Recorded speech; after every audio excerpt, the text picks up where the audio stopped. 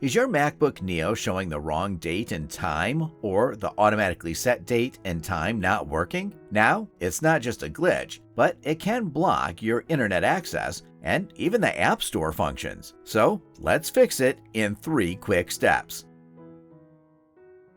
First, go to the Apple icon. From there, click on System Settings. Then go to General and scroll down just a bit to Date and Time. Now, here what you can do is just toggle Set Time and Date Automatically off and then back on to force a refresh.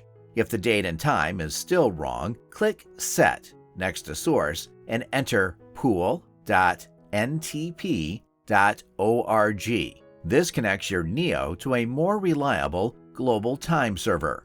If that didn't even work, your Mac Neo likely doesn't know its location. To fix it, from System Settings, now you have to go to Privacy and Security.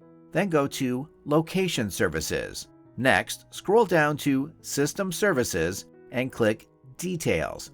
Make sure Setting Time Zone and System Customization are both toggled on. Without these, your Mac can't sync the correct hour automatically.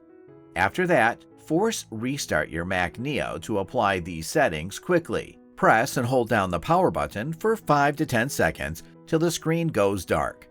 Wait for 5 seconds, then press on the power key to turn it on again. And lastly, the drill we all know, make sure there is no pending software update. If there's any available update, just go ahead and install it as soon as possible. And hopefully, it will now give you the correct date and time.